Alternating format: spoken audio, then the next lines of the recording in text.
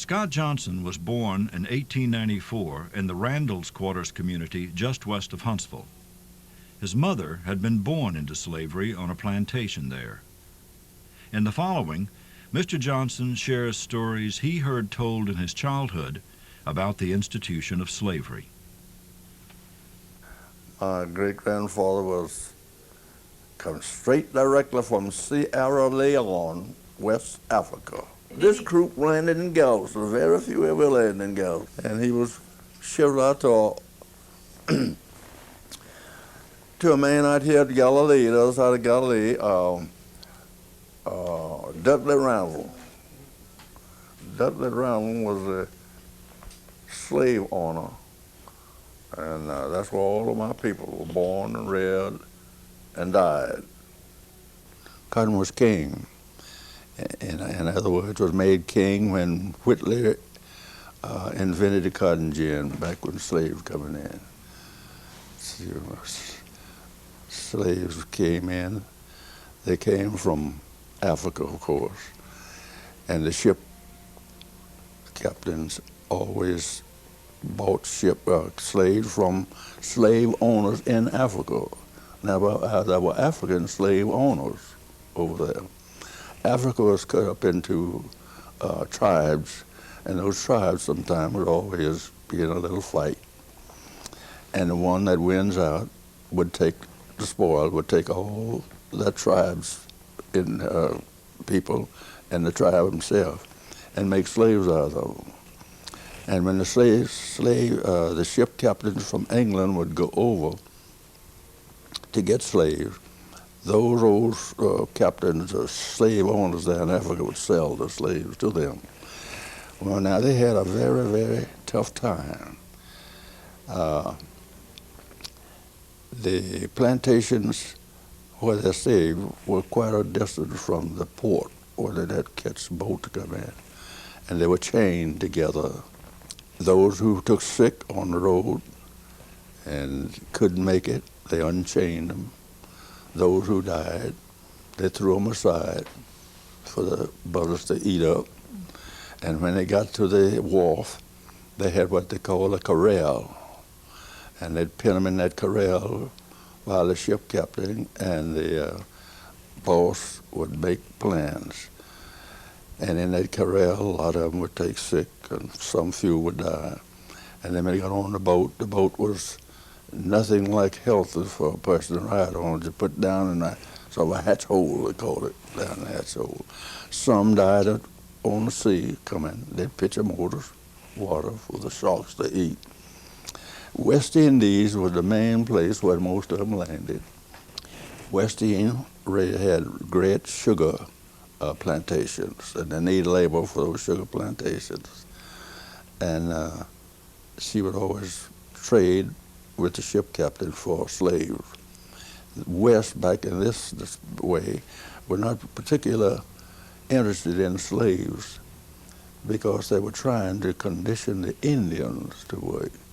But they finally found out that Indians, they just couldn't do it. They knew too much about this country, and they didn't know anything about labor. And so they would run off and they never could catch them. So they finally decided a Dutch ship landed in Jamestown, Virginia, with 20 slaves. And they proved to be such wonderful, dependable laborers until the whole settlement around started bidding for slaves. And they got slaves in, and they started clearing up, building, farming, cotton, corn, stuff. England would buy all the stuff. They'd always ship it to England. And when the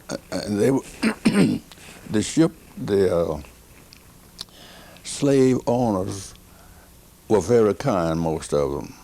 The people who were rough on them was the overseers, the person that the slave owners had to guard them. And when Eli Whitley invented the cotton gin, the cotton was off good sale in England. Then they went out for cotton. That's when cotton got to be king cotton. the men who took care of them were being paid according to what they yield. And they wanted to get all the cotton they could, and then that's the time they got the rough on the slaves. And it threw them up, just made them to do what they couldn't do. So more they produced, the more he got. That's the way it was. It's the same thing around here, in a way. The overseers are the ones who are tough on them. See, these slave owners here had overseers over the slaves. Now, they were the ones. They were the poor whites who were scuffling, trying to make it themselves. And, of course, the more they made for the boss man, the more they got. And the more they bear down on the slaves. I remember two slave places right here in Walker County.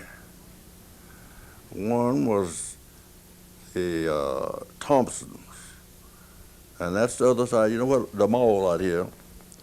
Well, going on 30 on the mall, just as you pass the opening of the mall to the right, there's a gap over in that field, and I think you can feel little white buildings out there now. That was old slave quarters. Not necessarily quarters, but the old slave master's house, home, big house. To the left, that opening to your left as you go on down the highway was the slave quarters and slave worked. And all the way on the right-hand side of the road was the slaves, or where the slaves worked.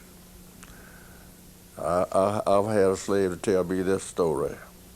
He said the slaves worked in the field, the hands, grown people, and the kids too small to work stayed around the house.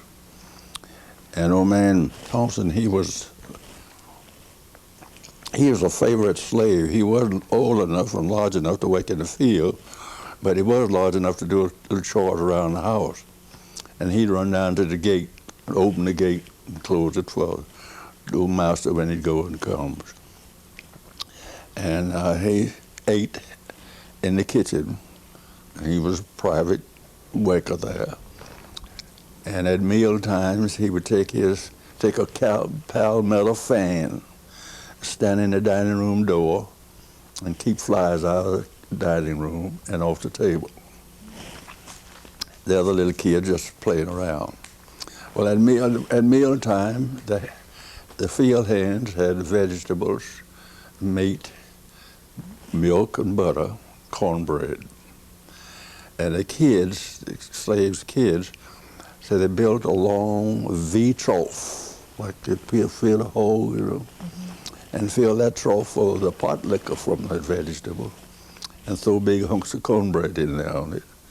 And those other kids would take their hands and eat it. That's the way they ate. And he ate it, of course, he ate like the rest of them did because he was in the kitchen. Now the other slave quarters is Rounds Quarter. That was where my people were born, reared, died. Rounds Quarter is about 5 miles west of Huntsville, out on Highway 30.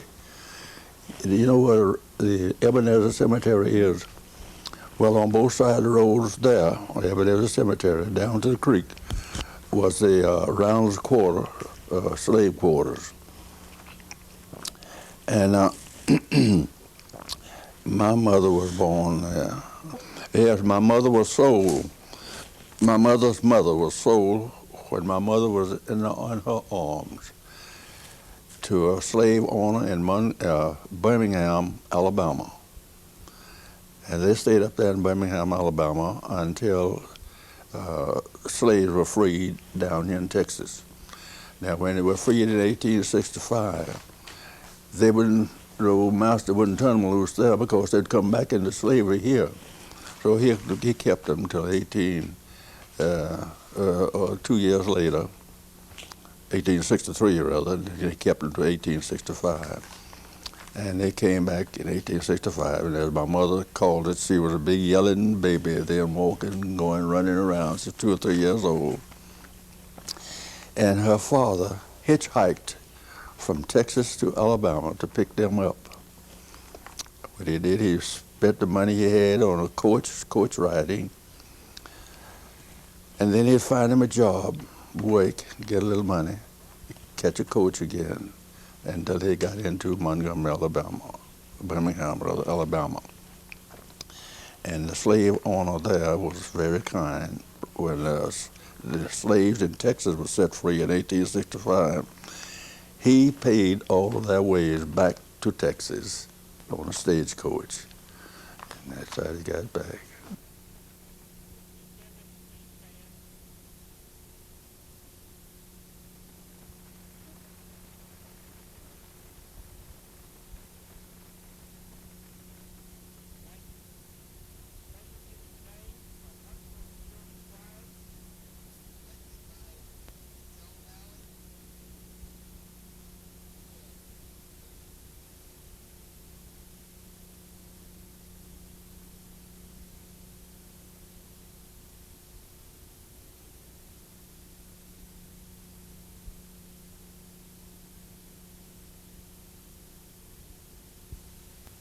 Music mirrors the thinking and feeling of a society. This seems particularly true of the spiritual, born in the cotton fields of slaves struggling to express their aspirations and hopes in the face of crisis. The importance of this gospel music to early Afro-American communities such as those here in Walker County is demonstrated in word and song by Mrs. Frankie Grover. Be ready when he comes again. Be ready when he comes again. Be ready when he comes again. He's coming again so soon. Don't let him catch you with your work undone. Don't let him catch you with your work undone. Don't let him catch you with your work undone. He's coming again so soon. Be ready when he comes again. Be ready when he comes again. Be ready when he comes again, because he's coming again so soon. Don't let him catch you in the fields of playing. Don't let him catch you in the fields of playing. You ought to be on your knees a praying. He's coming again so soon. Be ready when he comes again.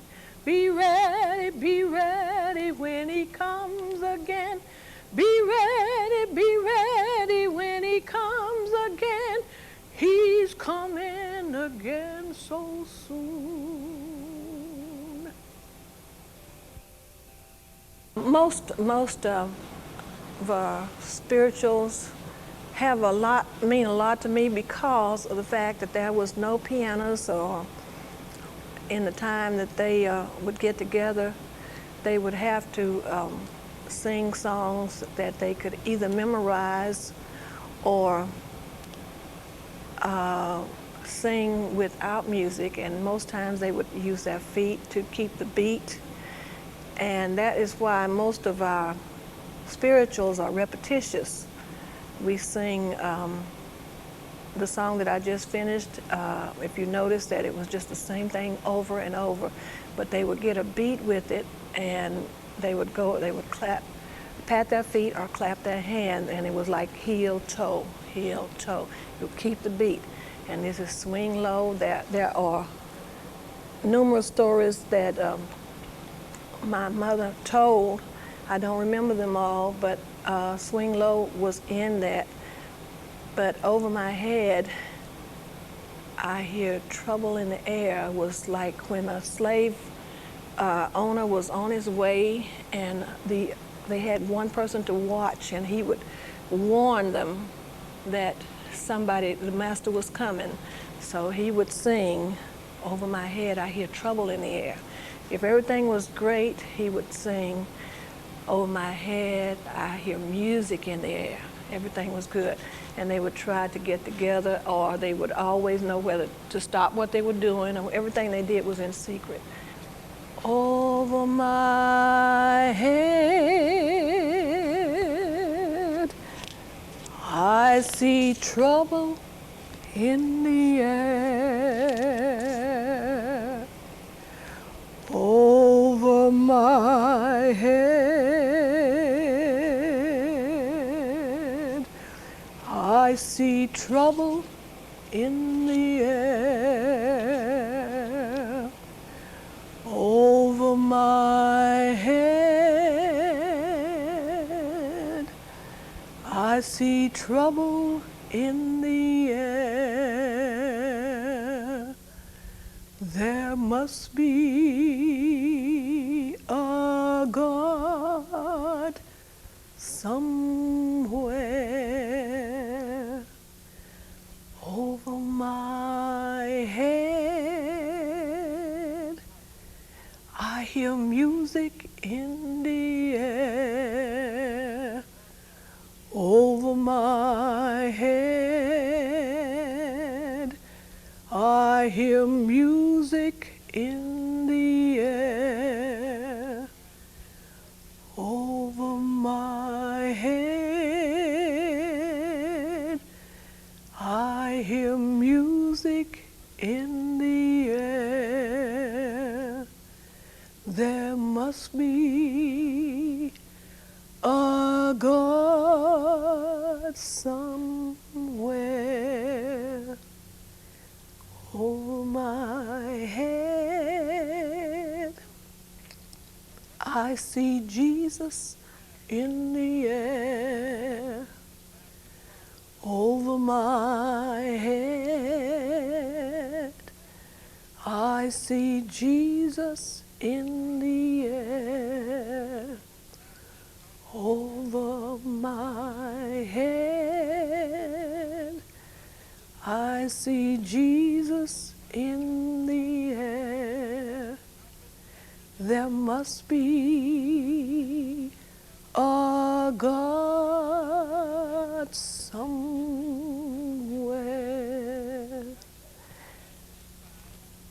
Swing Low to me seemed like a time that they were saying, after all this is done, I'll have a place to go. I'll have a place to go where I have peace and no more troubles. And this is what I get from Swing Low. Swing low, sweet chariot, coming for to carry me home. Swing low, sweet chariot, coming for to carry me home. I looked over Jordan, and what did I see? Coming for to carry me home. A band of angels coming after me, coming for to carry me home. Swing low, sweet chariot, coming for to carry me home. Swing low, sweet chariot, coming for to carry me home. I'm sometimes up and I'm sometimes down, coming for to carry me home. But still my soul is heavenly bound, coming for to carry me home.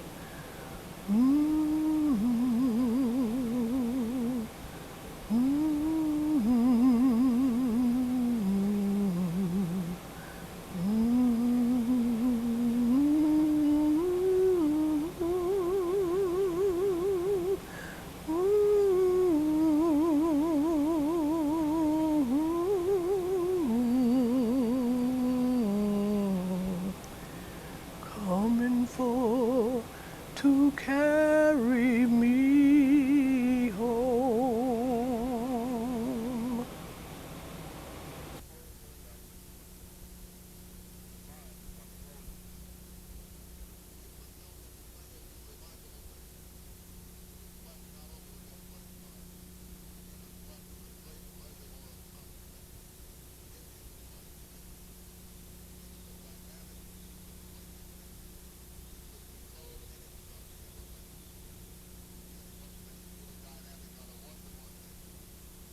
My name is James D. Patton. I was born in Huntsville, Texas in 1947.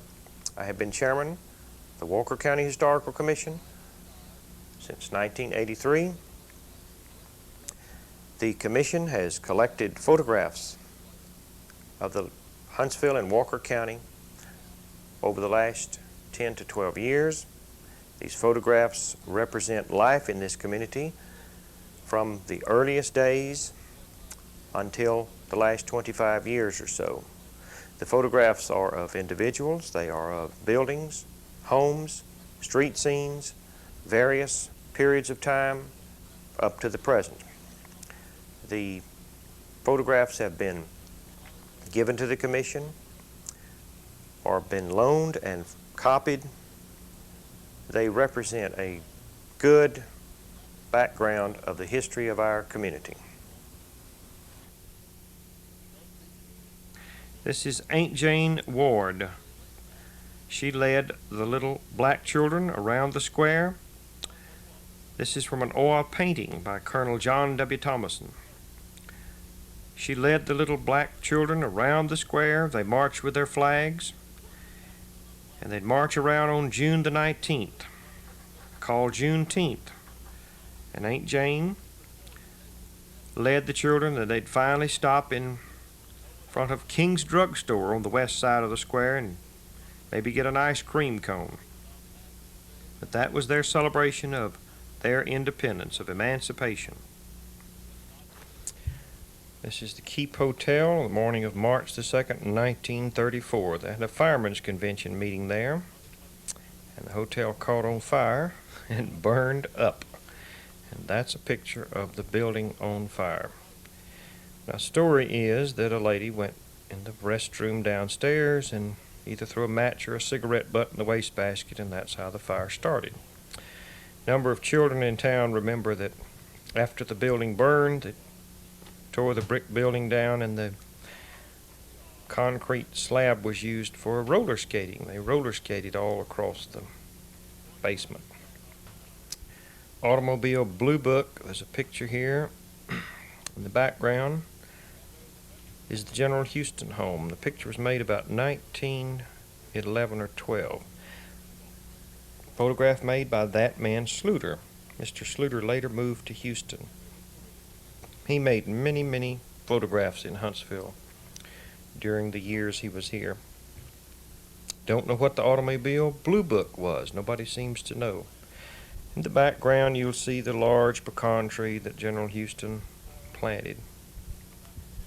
First car in Huntsville, that's Mr. and Mrs. Randolph, Mr. and Mrs. Charlie Randolph, and his daughter Mary. And that automobile, according to one old-timer, is an automobile that Mr. Randolph built himself. We've looked in all the early automobile catalogs, and there is no automobile that even resembles that one. People remember in town when Mr. Randolph used to try to drive that little car up the hill, and he would be trying to get up the mud streets, and a couple of them he really had to push that little car and put it in high gear and low gear and everything else to get up the hill with it. Uncle Willie Smith, who just died, told me that he remembered Mr. Randolph would start that car. This house is still standing. It was across from the public school building up on 8th Street. He'd start that car, and it made such a racket that all the little children would jump up to look out the window. And he'd back it out of the garage and go down the hill. He had a jewelry store on the square. It was Randolph and Ernst, and the jewelry store is still in business, though not owned by the Randolph family.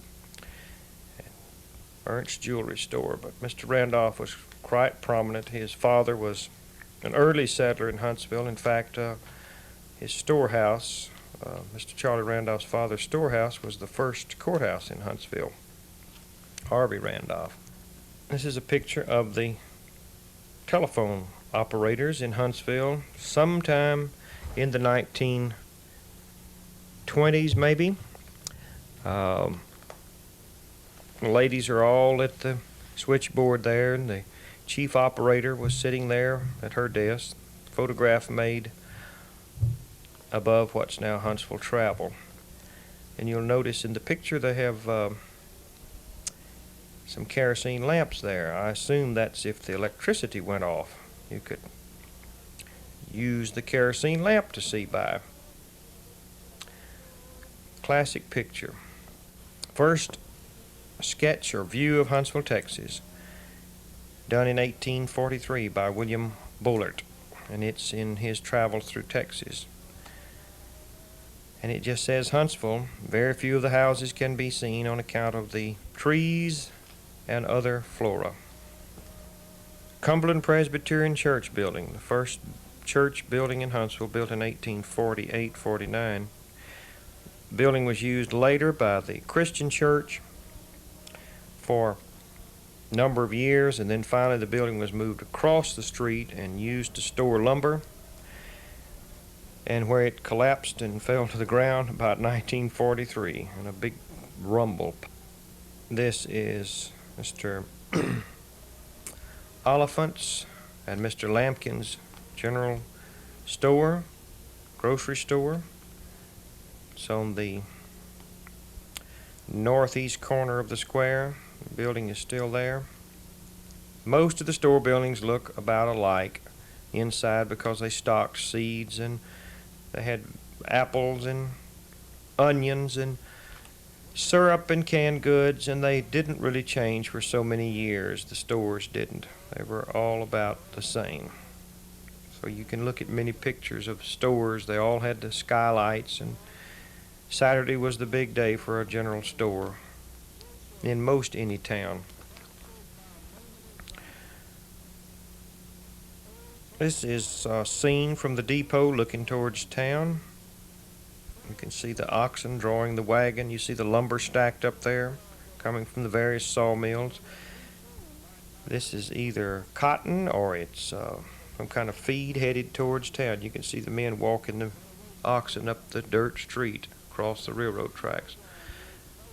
All the merchandise and all the furniture and lumber and many, many things, freight, all came to the depot and headed to the town, to the square, to the various businesses. Early view of Huntsville, about 1874-75, with a good shot of the third Walker County Courthouse in the background. You see the wagons on the square and the men standing around, mud streets, of course, sometimes a wooden sidewalk across the street. But it's really a good, clear view, an early view of Huntsville. This is Dorman's Saloon. Sometime prior to 1913, Huntsville had at one time 11 saloons around the square. And this young man's looks like having a beer there at the Dorman Saloon. It was on the south side of the square upstairs. Don't know exactly where. No one seems to remember. It's a view of Elmina, Texas. The little houses at Elmina, about 1905. Elmina was a big sawmill town down near New Waverly. Lasted from around the turn of the century until 1931 or 32, when they had a devastating fire that destroyed the town. But these little houses are where all the people lived. It was an exceptional community because of the quality of people there, the businesses. They had a movie house, they had general store, they had all sorts of things there in that little town. There's been a history written of it, a pretty good little history written of it. Elmina was an important sawmill town. A lot of people lived there. Several hundred families. This is a shot of the Colored Band and Park Association. They sold membership certificates to various members to raise money, and a number of people helped buy certificates for $2 or $3, and a couple of families, specifically the Josie family, helped with the purchase of the land down there so that the colored people back in the 1920s and 30s could have a place to go and have a band and have a place to meet. And Emancipation Park, now we refer to it as Martin Luther King Center down there. This is Josh Williams and his wife. He was very well known and loved by people all over Huntsville. He had a wagon. He always had 2 mules. He hauled trash for people and was well known in the community. And that's Josh and his wife. Josh died in the 1960s. 70s, actually. Josh died in 1973, I believe. Good photograph made on the day that the monument, General Sam Houston, was unveiled on April the 21st. 2 of the last veterans of San Jacinto there, sitting down. You'll notice General Houston's children, and on the right is William Jennings Bryan, who gave the dedicatory address that day. Again, the photograph made by Mr. Sluter. This is up at the cemetery. This is Miss Alice Junkins' kindergarten class, about 1904, 1905. There's still one little girl in the back who's still living today in 1995. She's 99 years old, and there may be a little boy in the picture who's still living, but the picture was made up on University Avenue, and the house is still standing. It was the Ashford home, and it's still standing today, and all those little children are out there in the yard of that house. That was her little kindergarten she had there, and they had a party. This was the Nut College group of men that met. And you notice one little boy in the middle has a baseball uniform on. And I asked him to identify the people in the picture. And he had his little baseball uniform, and I asked him what he was doing in the picture with all those old men and young men, older than he is. And he told me, he said, I was wild and young and they couldn't control me. And he only lived a block from where this picture was made. But he was in the group of men in this picture, the Nut College. Don't know what they did. They just met and had their photograph made. For some reason, somebody wanted to make their picture that day. Headquarters, hours, every 5 minutes, candidates for office, president, so forth and so on. You notice the Coca-Cola sign on the side of the building. It just said he was wild and uncontrollable, and he just got in the picture with all those men. Here's Ashford's furniture store. The building still stands on the corner of 12th Street and Sam Houston Avenue, called the Rock Store. If you look carefully up the balcony in the back, you'll see there are caskets up there. He sold caskets, as Huntsville didn't have a funeral home. Now, several years later, Mr. Ashford went into the funeral home business, but he sold caskets for a number of years. This is the Ashford store.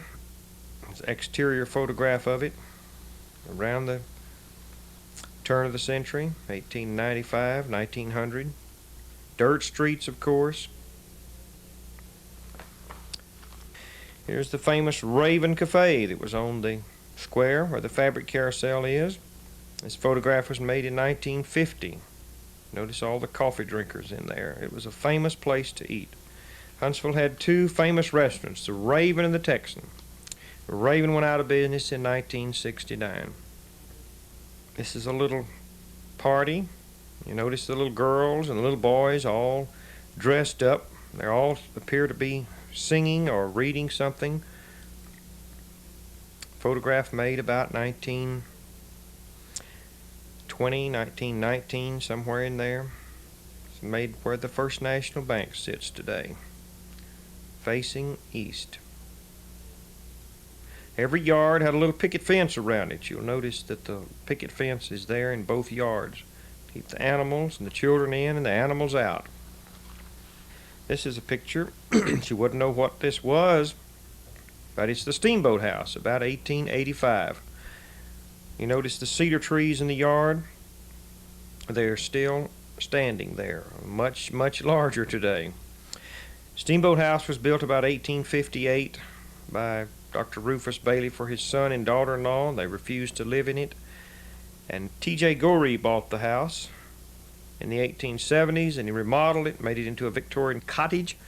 And you'll notice the children all out in the yard. There are the Goree children and some of the neighbors visiting. You'd never recognize that today as the Steamboat House. A picture that we think was made the same day of General Houston's grave, about 1885. You notice the picket fence around it was made by his faithful slave and servant Josh Houston. Mr. Bailey, Rufus Bailey, made both of these photographs, and he was in Huntsville. In fact, he's the one that Steamboat House was built for. He later moved to Navasota, where he set up his photography studio. And we have surmised that he made these pictures the same day. Interior picture of First National Bank. Around 1924-25. Another shot of First National Bank made a few years earlier. See the teller's cages. This is the Scott home at Old Waverly. The Scotts were early settlers in the Old Waverly area. All the old houses planted cedar trees. The owners of those houses planted cedar trees, and you notice a number of trees around those houses still there. The house is long since gone. You can spot those house sites today out in the country. When you ride down a country road, you can always spot where an old house was. Of course, the houses, most of them built of pine. Long front porch on there. They spent most of their time, because of no air conditioning, they stayed out on the front porch in the summertime because it was much cooler. This is the Felder store, built in about 1884-5. You notice all the things out front. The store owners used to bring all the merchandise out in front of the store to display it. There are baskets, there are little wooden stoves, there's sewing machines, all sorts of things. Looks like a shoe shine rack in front of the store. They had all their wares and merchandise. They'd put them out in front to attract attention, get people to come in to buy things.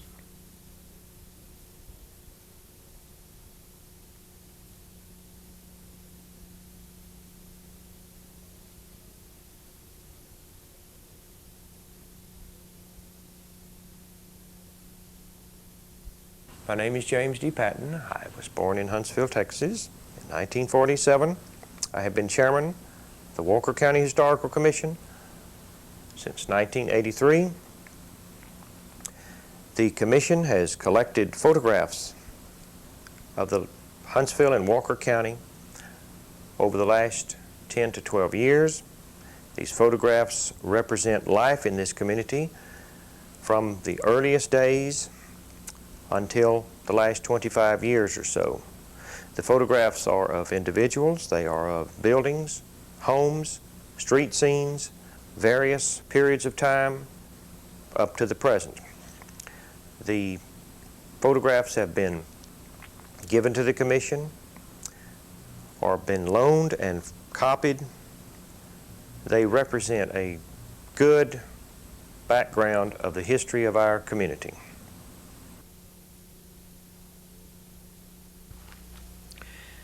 This is the last hanging in Huntsville, about 1910. You notice the large crowd gathered there. This man was allegedly hung for killing his own mother. You can't see the man, but you can see all the men, the sheriff, and all the law enforcement people up on the gallows. This is a music class, Miss Annie Baldwin's music class. All the little girls. And I don't see any little boys in the picture, but I see all these young ladies all dressed up. They must have had a recital. Miss Annie Baldwin had all the little girls there giving their recital, so the photographer made a photograph. Law enforcement officers in Walker County in 1936. They were constables, deputies, city marshals, various things. They all helped each other. Huntsville was very small then, and the law enforcement people all pitched in together when there was a great crisis. And for some reason, they all gathered together and had their picture made. Earliest picture of General Sam Houston's home. It's about 1899. You'll notice all the additions to the house. Again, you'll see the picket fence, cedar trees. The additions were made by Mrs. Smeads. Mrs. Smeads had a boarding house there for a number of years. Additions long since torn away. Thomas Foster Sims' store. Look at all the saddles on the right-hand side. All the stores, as I told you earlier, had the same type of merchandise. Things hanging up from the ceiling, boxes. And in those days, you didn't wait on yourself. A salesman or salesperson waited on you and handed you the merchandise and wrapped it up in brown paper, charged it to you most of the time. Another store, about 1920, this is Mr. Braxton Easom's store. He's on the right-hand side. Notice the Coca-Cola bottles. It says Huntsville Bottling Works at the bottom. See the boxes, the wooden crates? All the merchandise lined up on the shelves. Every old store had a clock in it. You'll notice the old clock. This is the school at Frogjoy. This is the Frogjoy School. Frogjoy was a little community out here. They had a pond that had so many frogs in it, they nicknamed the community Frogjoy. And these are the little children who went to school there. This is Mrs. M.E. Forrest and her girls. She had a boarding house, and they're all dressed up in their finery. Looks like they had a party of some kind. That's her students at Sam Houston Normal who stayed there and boarded with her. No dormitories in the early days. They all had boarding houses.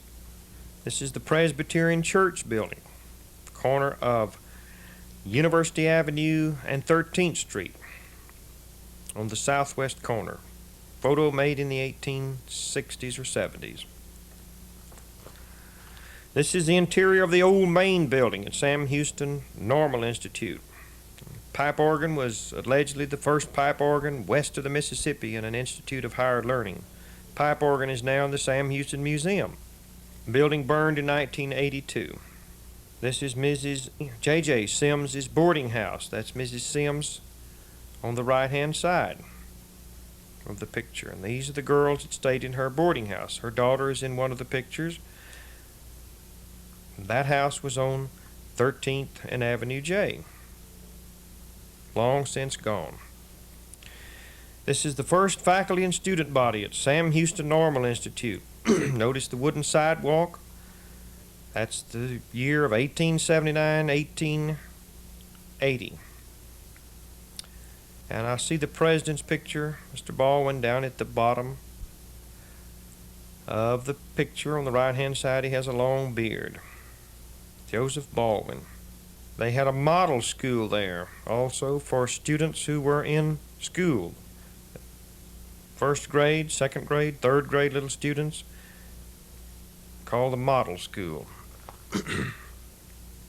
Another early faculty picture of Sam Houston Normal Institute. Notice how small the faculty is. This was about 1905 or 6. This is the Abercrombie boarding house in Huntsville, Texas in 1882-83. This is the Baldwin House in 1899. All these young men were boarders there. Most of the boarding houses, all the boarding houses, had either girls or boys. You never had both. And part of the room and board, you got all your meals supplied and your boarding supplied. Boarding houses were very popular. Huntsville had a number of them. This is Sam Houston's home, one of the earliest photographs showing a close-up picture. This is when Mrs. Smeads had the boarding house there. In one of the pictures, you'll notice the lady leaning up against the post. She must have been awfully tired that day when the picture was made. So it looks like she's just resting against the post. With all that washing and cooking and ironing, I can imagine she would have been.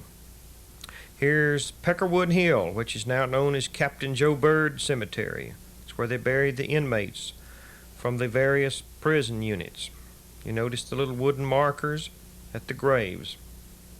This is called Oak Lawn, and this house is still standing out on Highway 30. It's Dr. Joshua Allen Thomason's home, built in the 1860s. When the yellow fever epidemic swept through Huntsville in 1867, Dr. Thomason instructed that no one come past the gate to his house. He had a sign for people to keep out. They were so scared of the yellow fever epidemic. He even had the mail dropped off at the front gate in a wooden box. They took tongs to the wooden box and picked up the letters and put them in a baking oven to kill any germs that might have been on the letters. And his granddaughter told me a few years ago, she said, all the letters we have that we received during those years are all scorched around the edges because grandfather insisted on cooking the germs. They were so scared of dying with yellow fever. They didn't know what caused it. Of course, now we know it was caused by mosquitoes. Mosquitoes carried the germ. Many, many people died in Huntsville during that year, from August through November, until the first cold spell. October and November, people died of the yellow fever epidemic. This is a wedding party around the 1920s. You'll notice the ladies with their big hats and their flower arrangements they're holding. It's Dr. and Mrs. Clark on each end, and Dr. and Mrs. McCrae in the middle. Mrs. Clark and Mrs. McCrae were sisters. All those people were, both of the gentlemen taught up at Sam Houston State Teachers College, it was known in those days. This is Pinecrest.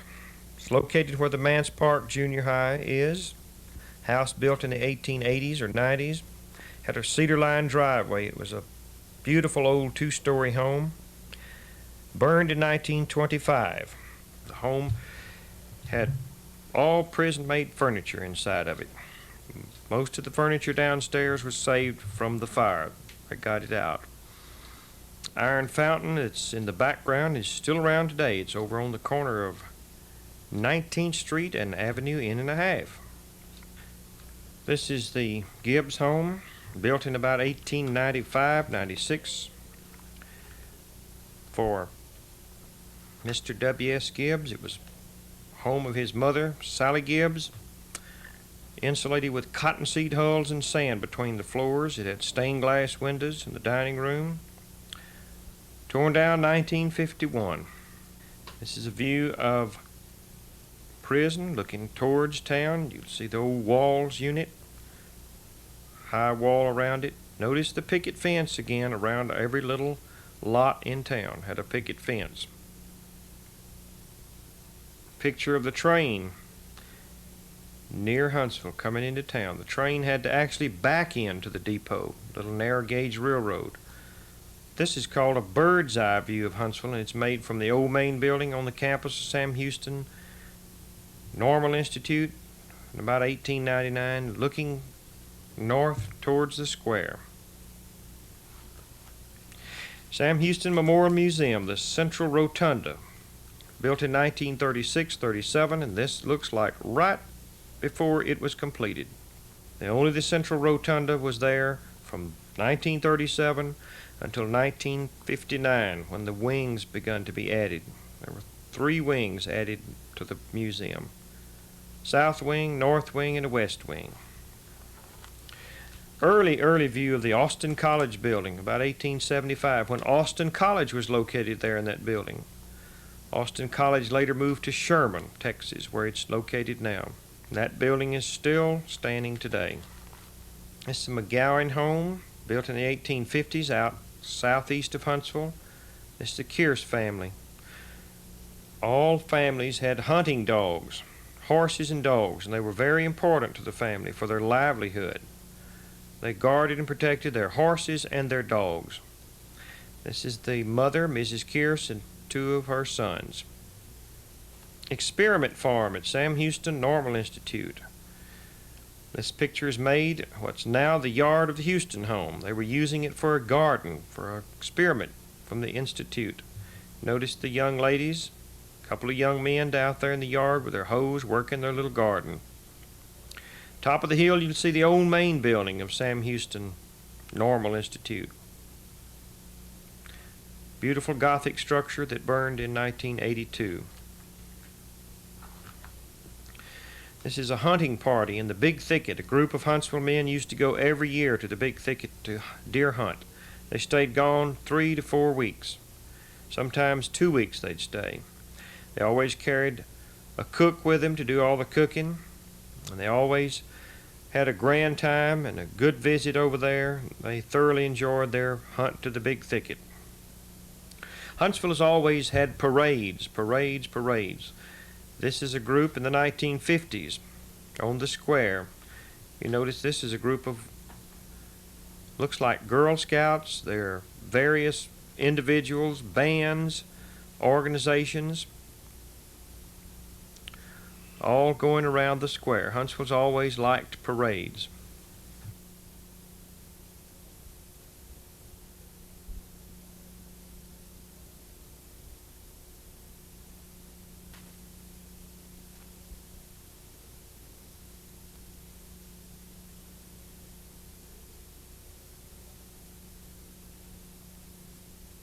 Samuel Walker Houston was born in 1864, the son of General Sam Houston's trusted slave, Joshua.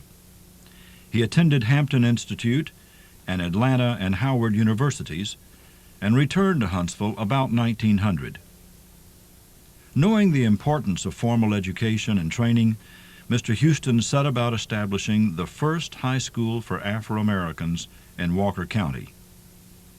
What follows is an account of that achievement given by Mr. Scott Johnson, one of the first 5 graduates of that school in Galilee.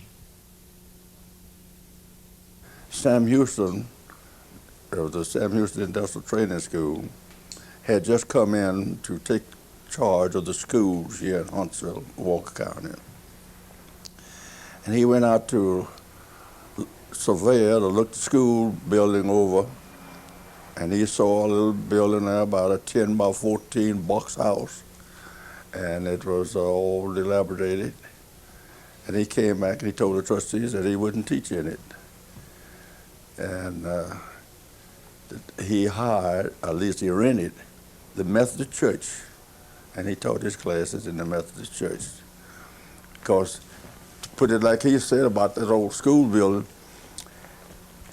he said you could tell the time of the day by looking up through the roof.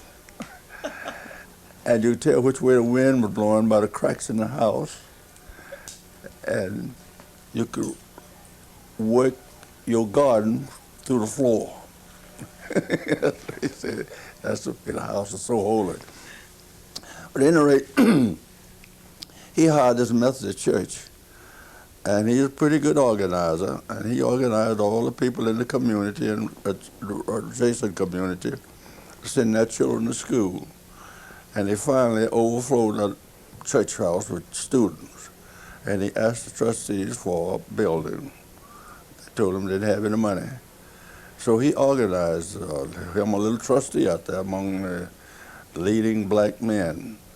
He got 4 men he called his trustees that he worked with. So he took those men, and the sawmill out there, Ed Jenkins sawmill, took those men out to the old sawmill and got old slabs and pieces of lumber and patched up that old building. And with the trustees and the community and the principal, they waked up enough money to hire another teacher and pay their salary themselves. So they hired a teacher to put in that building. So finally, that building and the church both overflowed with students. And he asked the school board for a building, no money. So with that same group of men, 4 men, his trustees, they built a 4-room classroom building just outside that Methodist church in Galilee up on that hill, and built a 4-room classroom building. And the trustees, Dr. Clark, who was a professor up here at the college then, was a very good friend of Mr. Houston's, and he used his influence with the lending agency in Austin. And they came and looked the school over, and they liked what Sam Houston was trying to do. And they told him if the trustees would buy a little more land for expansion, they would help. But the trustees wouldn't buy the land. So he took those same 4 men with the community, people in the community, and scrapped up enough money and bought 30 acres of ground right next to where he was. And they moved this 4-room building over there, skidded it on logs, and pulled it with a mule. And it took about four or 5 men. One man led the mule. The other man would put the poles under the house, and the mule would pull it and skid it and bring it back. Well, that's the way they moved it.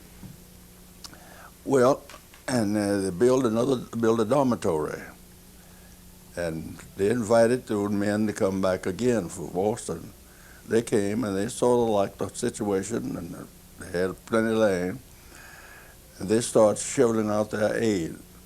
So they finally built 2 girl dormitories and put another story on this 4-room building, and built 2 more buildings. And that was a 6 white 2-story buildings over there, and it was a sight to be seen. That way back down before in the teens. And a painted house was something rare around here then. You just put it up and that's all there was to it. And to see those 6 painted 2-story buildings over there was a sight. And they called it Sam Houston University. It was the first county training school for blacks in this state.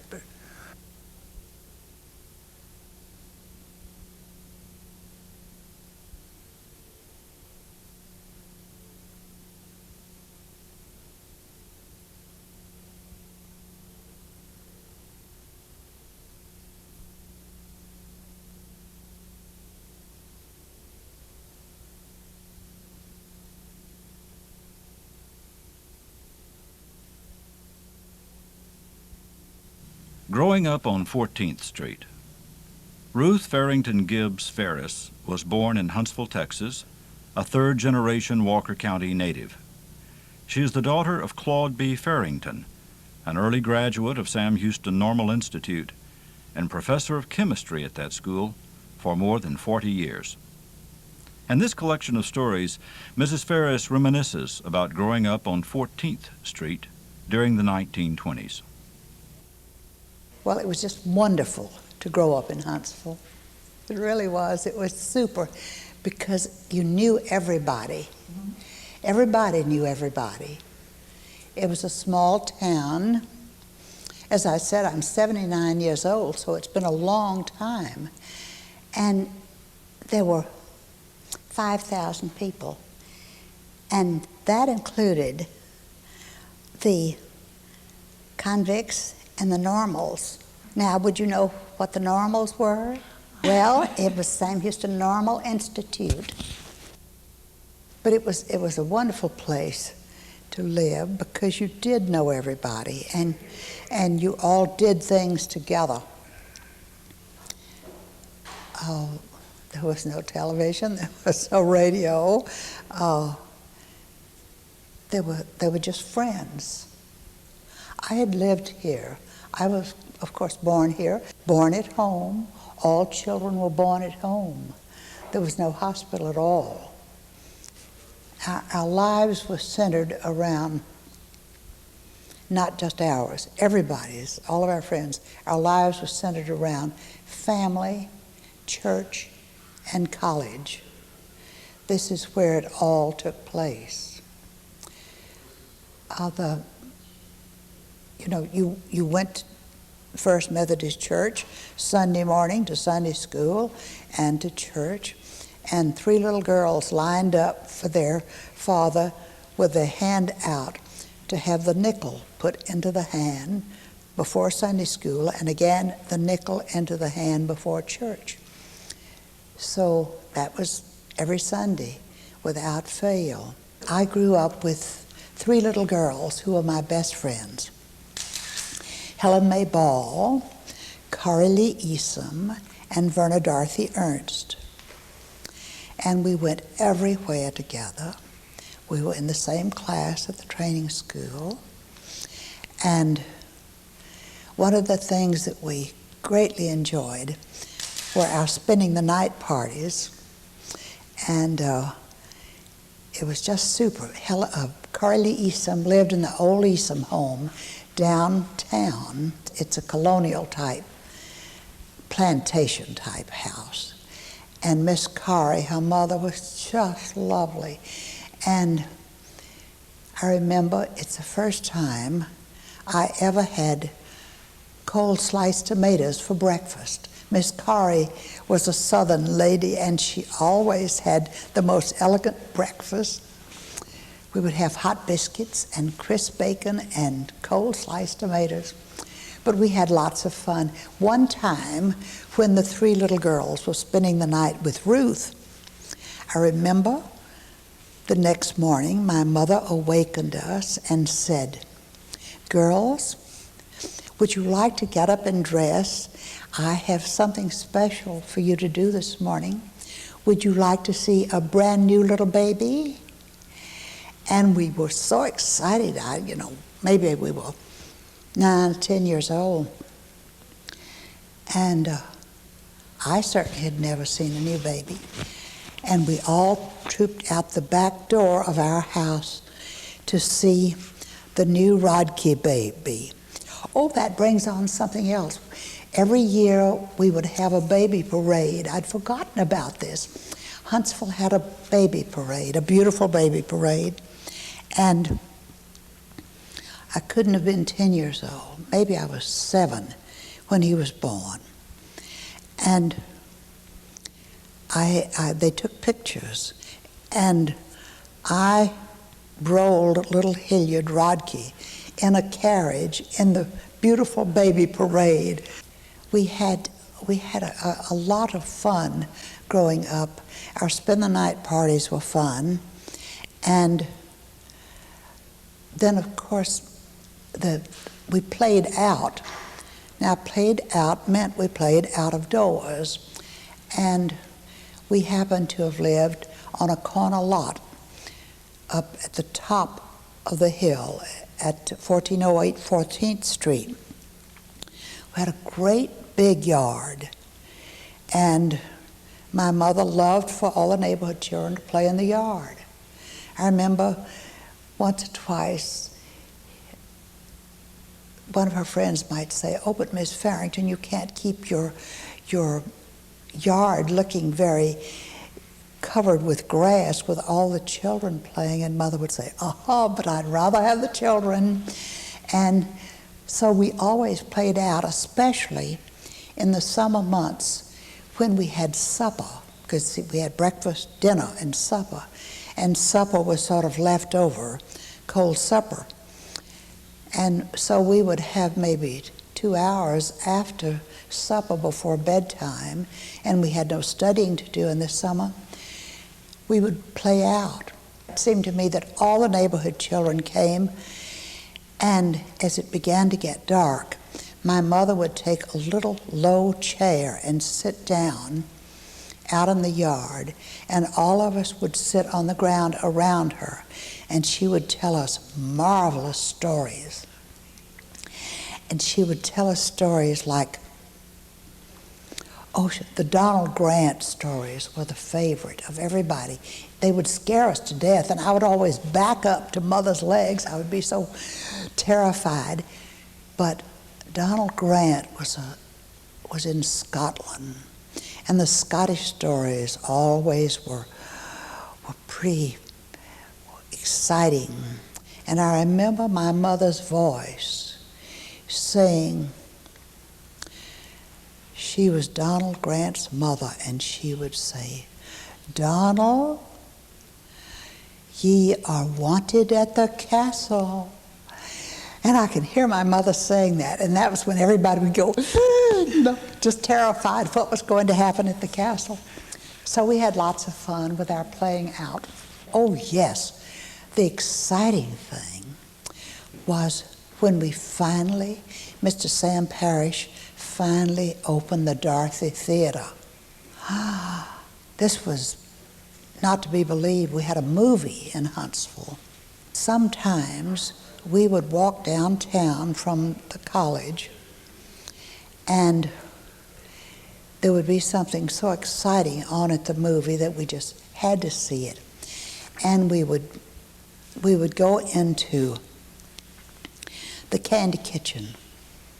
Now, the Candy Kitchen was very important in our lives, and this was the most fun place to go because he had little round tables and little ice cream tables and ice cream chairs, and we would go, if we had the nickel, to go and have a dish of ice cream.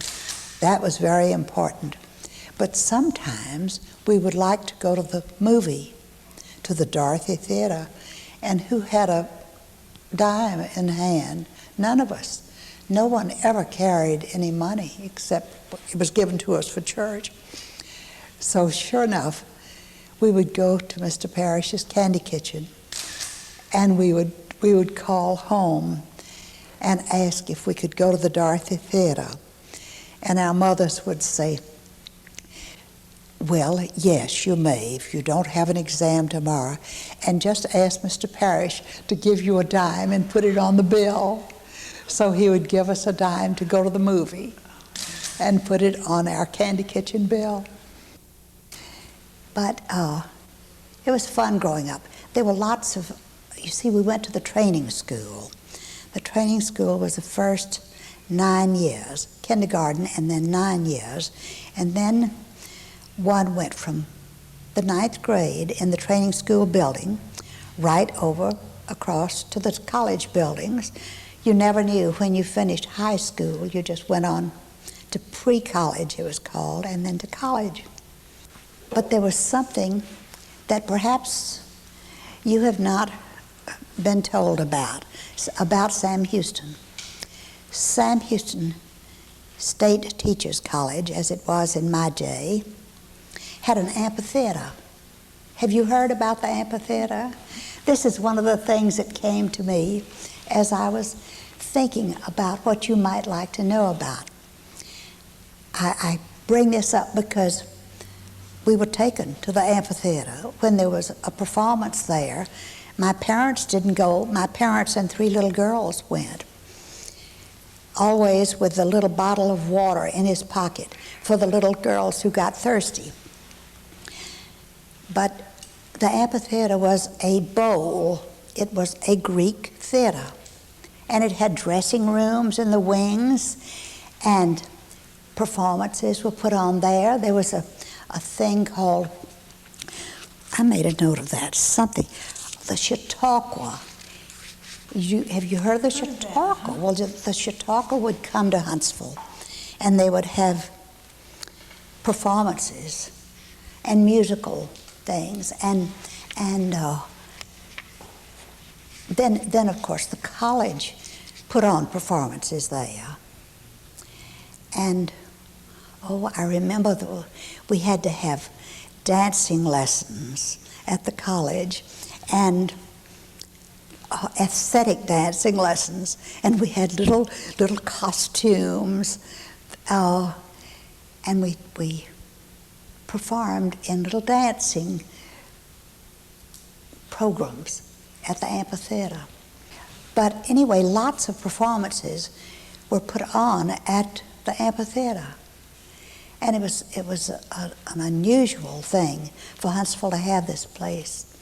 Of course, all of the important affairs of the college were put on in Old Main, in the auditorium, chapel. But the amphitheater was a fun place. And the seats were built in a curve, as in a bowl. And I saw a performance there of Madame Butterfly. Doesn't that sound wild, to have had Madame Butterfly that long ago? Oh my, we did odd things in those days. But it was really a lovely place to live and to grow up. A small town can be fun anywhere, I'm sure, but the fact that it was a college town made the difference.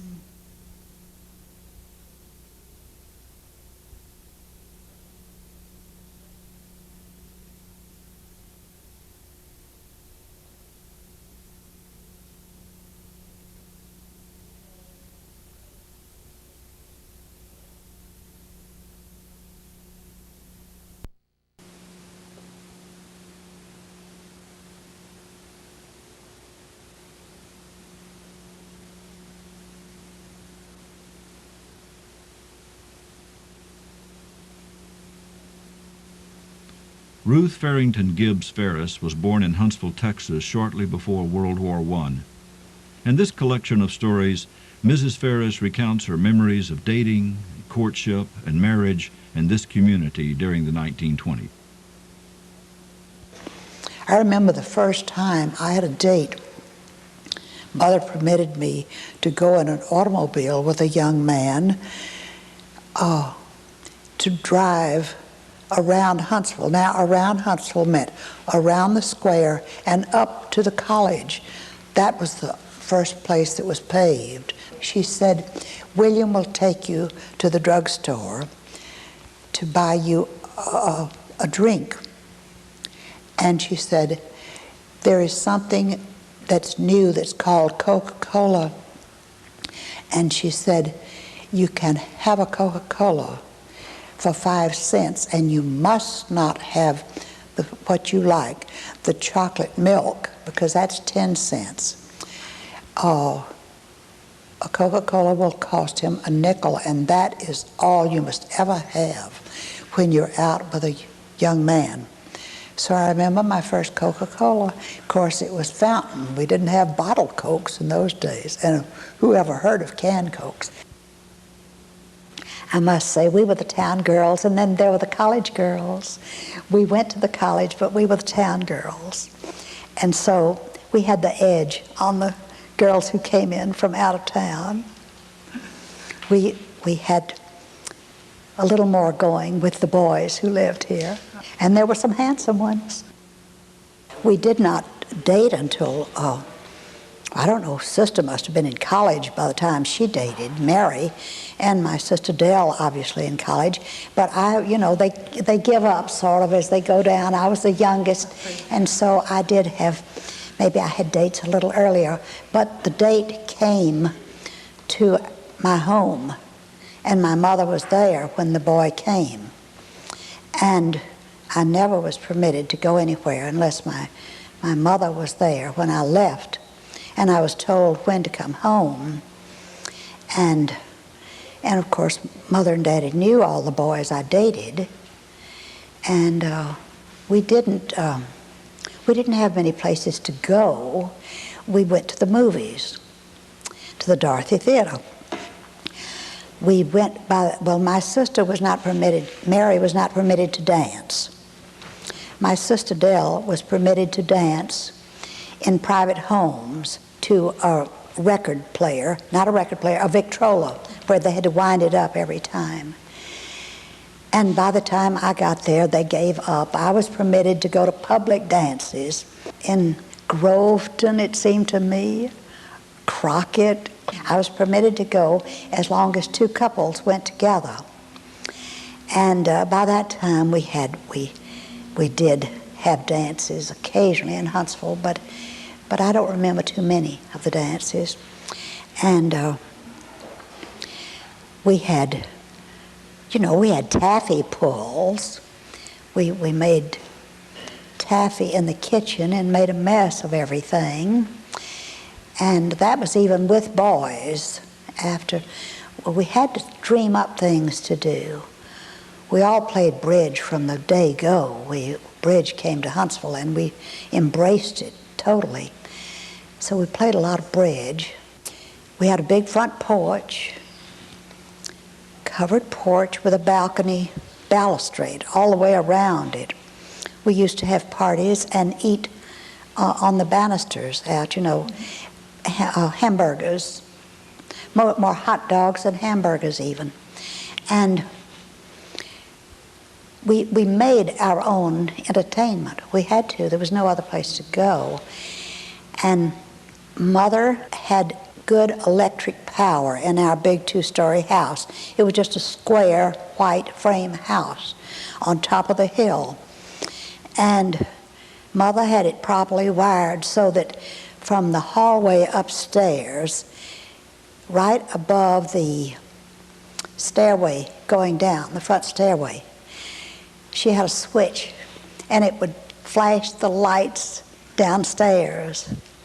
Even if we were sitting on the front porch in the swing holding hands, which was very daring, we saw the lights flash, and that was Mother saying, it's time for your young man to leave, and he left. The Huntsville Item reported every social event that occurred, and my father used to laugh about the descriptions of, in the society columns. There was a Mrs. Barrett, an absolute early day gossip columnist. She could write the most wonderful stories. There was no such thing as gossip being written, but she wrote the most wonderful stories about weddings and about all the parties before the weddings. Good gracious, the parties were just endless for a bride, because of course everybody announced an engagement months before they were married, so there was much time to have the wedding gown made, and or the wedding dress for those of us who couldn't afford a great wedding gown, but lots of parties, and you would find in the items archives Mrs. Barrett's descriptions of, what would my father used to say it, of low-hanging bowls and tall standing candles, and everything was so descriptive. My sister and Charlie were married on the campus of Sam Houston. They both had been students there, and of course my father taught there, and they had just restored the Austin College building at the time when my sister was going to be married. So this was ideal. They decided to be married there, and they came down the long steps, and Virginia was one of her bridesmaids, Virginia Gibbs Smythe, and her friend Ruth Henderson Smither. Ruth Henderson and sister grew up together too, and of course two sisters, my sister Dell and I was all of about 13, I believe, maybe 14. But, and Charlie's sister from Navasota, so she had quite, and Carrie May. Carrie May was one of the beauties. And do you know what they did? They hauled all of the wedding gifts from our home up to the college and had them displayed. One had to display all one's wedding gifts in those days, and they had them displayed in 2 upstairs rooms. And my father and a guard, not a professional guard I'm sure, but someone else, spent the night there to stay with the gifts. Oh my, we did odd things in those days.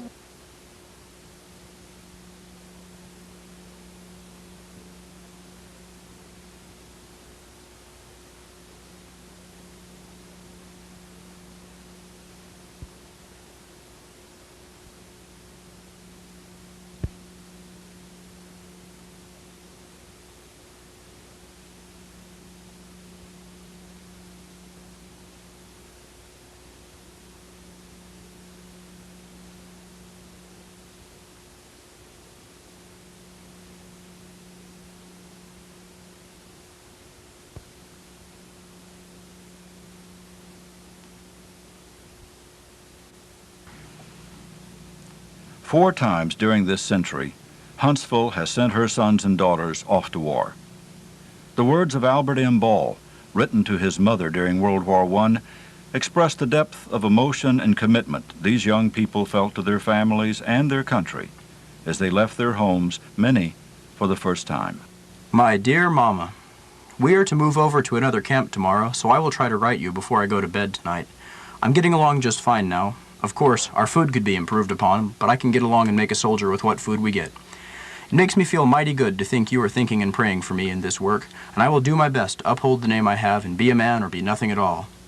I will be in some dangerous positions before I see you all again, but Mama, I believe in God, and I feel like I am ready to die, and am trusting in Him to bring me back to the home I loved and left for my country.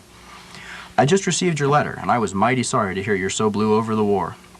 Mama, don't you worry about me, for I'm faring fine now and will be home pretty soon. I signed up for this war and want to take part in it. As for you, Mama, you ought not to grieve about your boys going to war. You would feel mighty bad if they were not ready to answer their country's call. So don't you worry any longer. Just feel proud that you are the mother of patriotic boys, and keep in mind that we will be back home in a few months. Time is up, so I will have to close for this time. Take good care of yourself and always keep in mind that you have a boy somewhere in France who dearly loves you and hopes to see you soon. Mobilizing the home front was always extremely important to the war effort. Citizens were enlisted to help in a variety of ways, rolling bandages, conserving natural resources and staple goods, growing victory gardens, buying bonds. But perhaps the most important contribution to the morale of the troops was the mail from home. Again, Albert writes, Dear Mother, I received your letter and also the box yesterday evening. Wilbur C., Jesse, and I built us this little fire last night, warmed the canned chili and tomatoes, and enjoyed a square meal. As before, I was tickled over the jar of chili more than anything else in the box. I tell you that chili surely flavors up these beans and things. Many thanks for sending it. Hope to get more mail in a few days. I wish you would cut out clippings in the Huntsville item that interest me and send them, for I'm afraid the whole paper wouldn't reach me any time soon that way. Be sure and tell me all the news that happens around old Huntsville, and tell all the folks to write me, for I won't have time to write many letters. I often wonder if the cold waves are striking Huntsville like they did last year. Guess the mud is plentiful as ever, though. Albert Ball returned home from the war, the first of the wounded to return to Huntsville, and was honored by his alma mater at Sam Houston Normal Institute. Hometown boys raced down the railroad track to greet him, jumping on board the moving train and jamming the coach as it reached the station. But others did not return. When there was no longer any hope, arrangements for a memorial service to honor Jesse Palmer were made. The Alcalde of 1919 records the particularly moving service for this first Huntsville student who laid down his life for the war to end all wars. We assembled in the chapel, the platform appropriately draped with the flags of America and her allies. The Star-Spangled Banner was sung and scripture read. President Estill paid tribute to his memory. Professor Joe Pritchett remembered him as a young boy. The service closed with the lowering of the service flag while the audience sang America, and the bugle sounded the plaintive notes of taps. So you'll live, young fellow, my lad, in the gleam of the evening star, and the wood note wild, and the laugh of the child, and all sweet things that are. And you will never die, my wonderful boy, while life is noble and true. For all our beauty and hope and joy, we will owe to lads like you.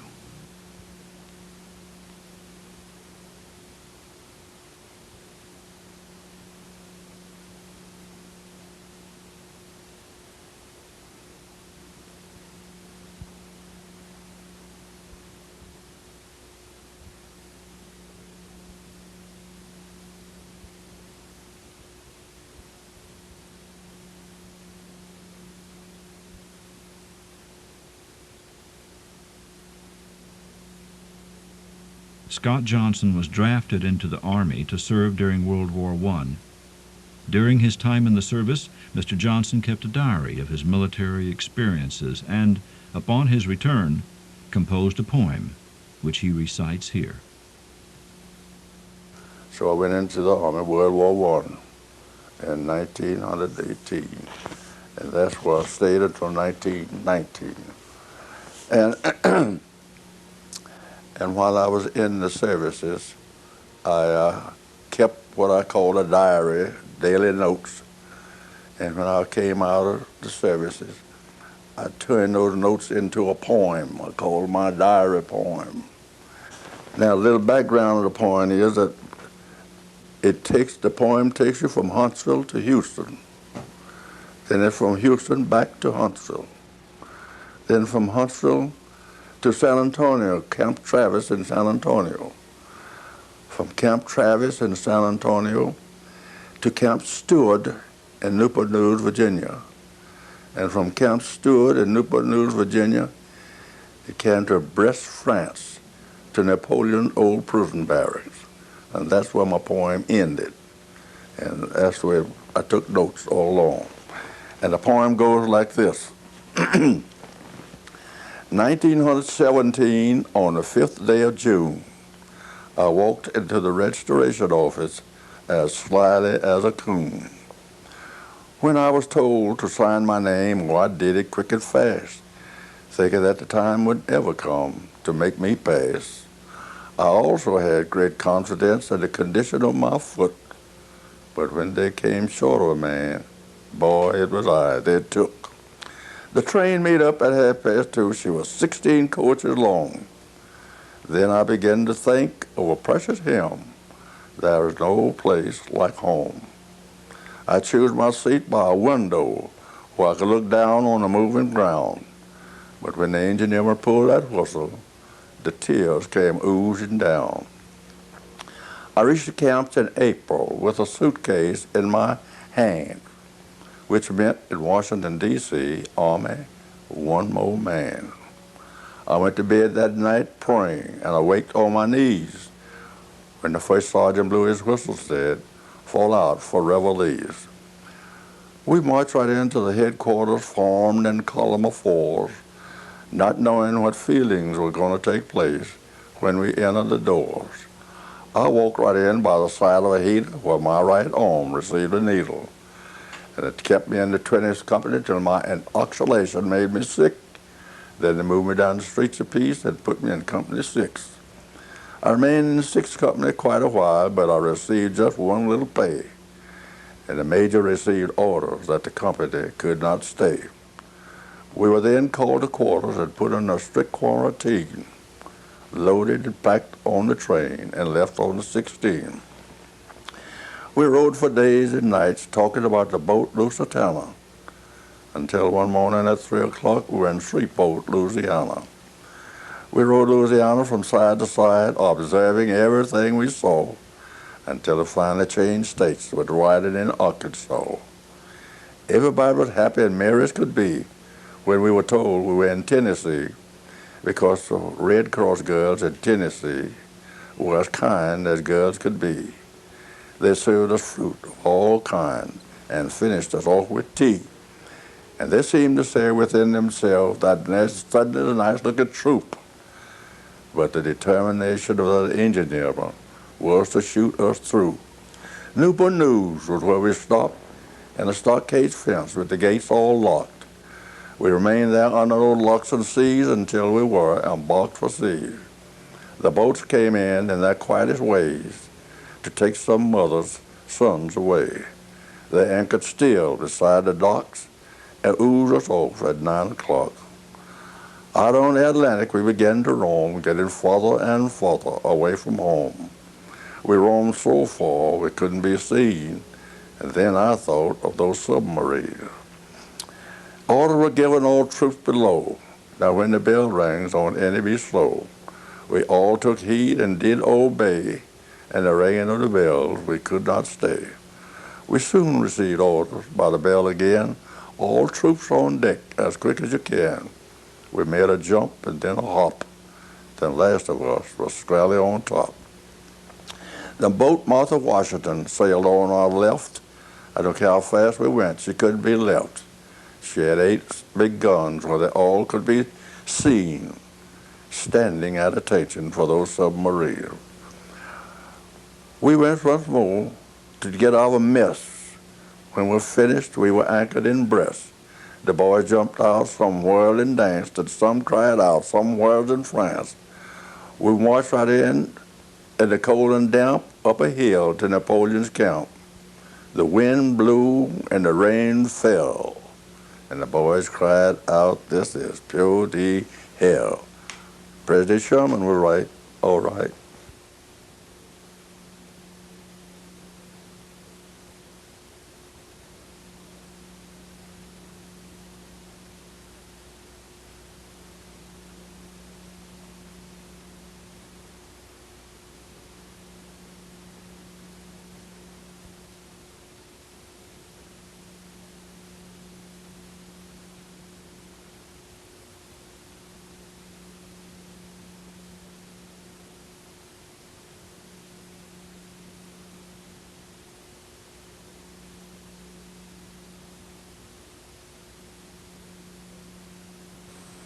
My name is Thomas Anders. I was born here in Walker County, about a block and a half northeast of the courthouse. These are stories of my childhood, boyhood here in Walker County, a very enjoyable boyhood, I might add. I don't guess I could be type one that moved around a whole lot in my life. I can remember coming down this road with all of our furniture on it, and my little wagon tied behind the wagon. My grandpa moved us in a wagon in 1927, right out from up here by the Scout Lodge, where the Scout Lodge is, to that house. And I stayed there until I came back out of the Marines, and then built a house and moved into it as I built it. And then when we built this house down in the country, it took 2 or 3 years to build it, and we just gradually moved into it. So I haven't done much moving in my life. It was a man had a store right there in the forks of the road. My father was rural mail carrier, carried this route too for 43 years. And when he'd stop in this old man's place in the morning, I went with him a lot of times when I was a little kid. If it was a season where he had them, he'd always give me a banana or an orange or something like that. And I thought that was the best thing in the world. And what I didn't realize was he didn't do that for anybody else. So I guess he liked me. Back when I was a kid, they'd go fox hunting. Dad, Dr. Bush, a whole bunch of these old gentlemen around here, and they kept their dogs out of our house. Each one have a dog or two, and some of them had together. I never will forget. They had a male named Redwood and a female named Rye, and they were 2 of the best foxhounds in the country. And they decided they were going to breed Redwood to Rye, and they did. And she had about 6 or 8 puppies. Instead of letting them stay in the pen, they thought so much of them, they put them out in another little pen. I was just a little boy, and I stayed in there with them most of the time, playing with them, which that didn't hurt. As soon as they got big enough to follow me, I'd carry them off down in the woods. Now, these things were supposed to be going to be the top foxhounds. Well, you know how a little boy is. I'm more interested in hunting terrapins than I was foxes.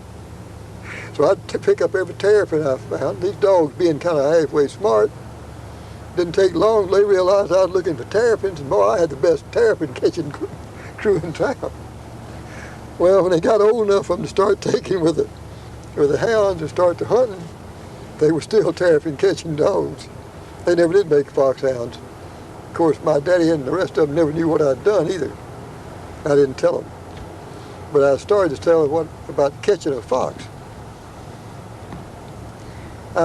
They say they wanted to have somebody come to see them, and they wanted to be sure they had a fox race.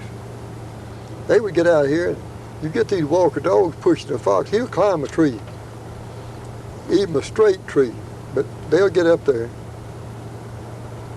And they would take the dog be up the tree, the fox be up the tree, and dogs all jumping up around it.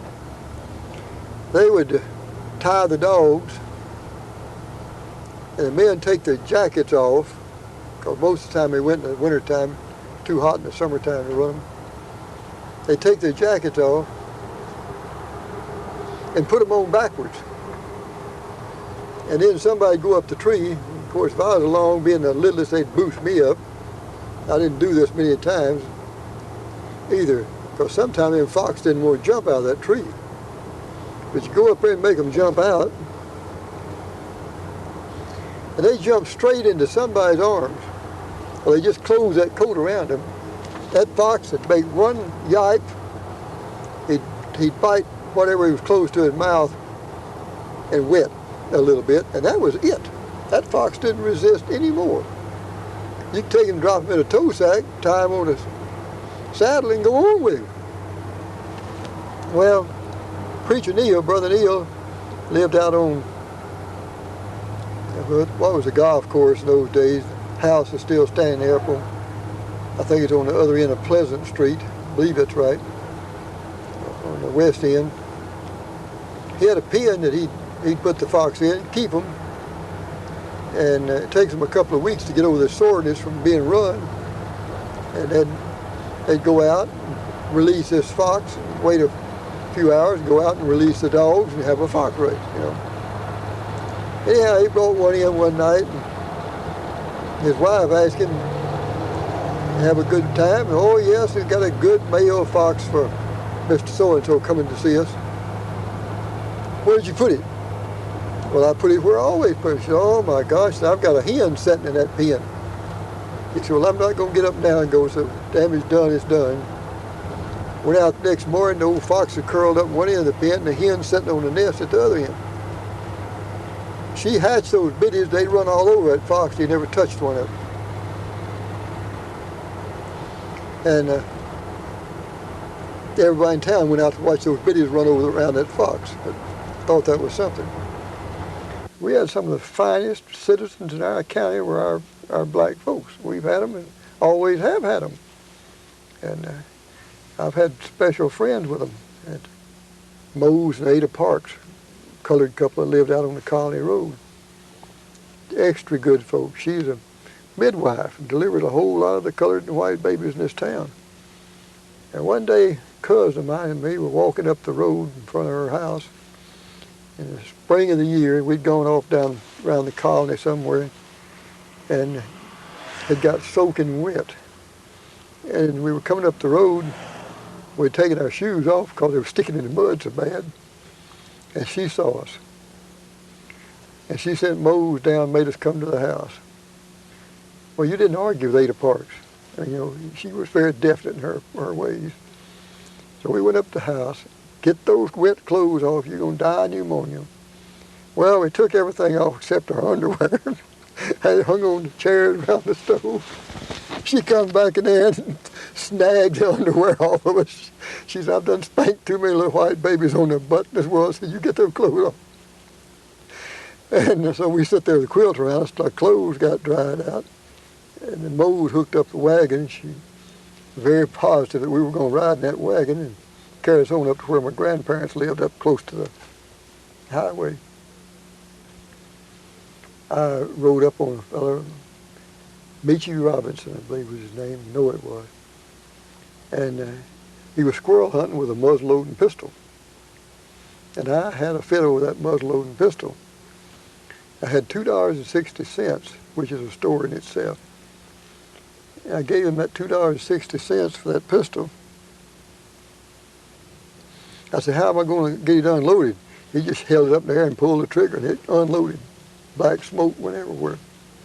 He had it loaded with the heads off of lead head nails. That's what he had in it. But most folks would think about in those days, this was back before World War II, what would a kid be doing with $2.60 in his pocket? Well, I was down that Old Phelps Road below where you're living now. And another boy riding with me was riding double on old Doc, our old horse. Heard some hooping and hollering off down through the woods. Curious, we rode down there, several cars. Here's a bunch of guys rolling dice, which in those days the sheriff would rate them, you know, take them to JP and they'd split a few dollars. And so they made out like I was spying for the sheriff and scared me up good, you know, and let me get loose. Well, they didn't realize that not only scared me up, but they'd madded me up too. And I didn't let that little horse stop till I got to the house, and the other boy went on home. I grabbed up double-barrel shotguns, some shells, and went back. I got down there and kind of close and let fly on it. Went off both barrels like to kick me off the horse, but it broke up the crap game. They went tearing out of there. And I went on down, there was change everywhere. So I picked up that change, and that's how I come to have enough money to buy that pistol a few days later. My first airplane ride was right here. I guess it would have just about had to have been where the end of the bridge is, yonder, over 45. My next ride was out here where Diagnostic is now, that field in front, the road goes across it, but people used to come in here and that's where they would land, and then they would charge folks $1 a ride, something like that. And I had rode out there to look at the airplane. It was a biplane open. And the fellow asked me if I'd like a free ride. And boy, I jumped at that. Anyhow, he got me all strapped in it. Guy in the truck with a sign on it goes up toward the square, and we go up over the square. I don't know what I thought he was going to do, but I didn't think he was going to do what he did. He began to draw attention to that thing. It wasn't but a minute, I couldn't even find the ground. I put my head down. I think at first he thought I'd fallen out of the thing. But he could look underneath it and see me under there. And I never looked out again. The thing was on the ground and stopped. I just about swore off any kind of airplane from then on. Just over the highway, off the highway down there was a little bridge. 3 or 4 couples of us, we were teenagers.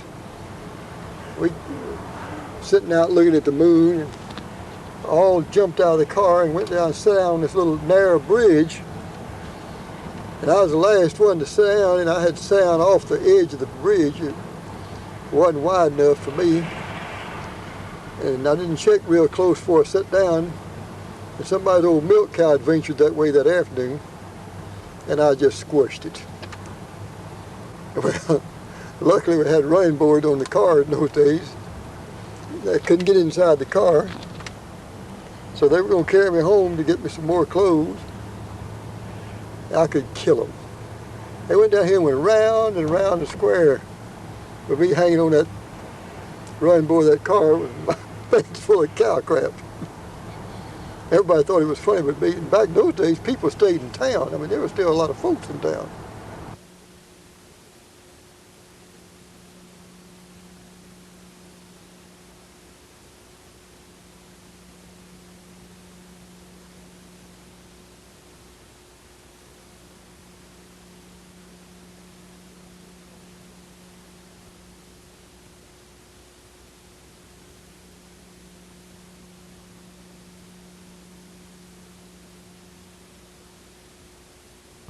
My name is Bernadine Oliphant.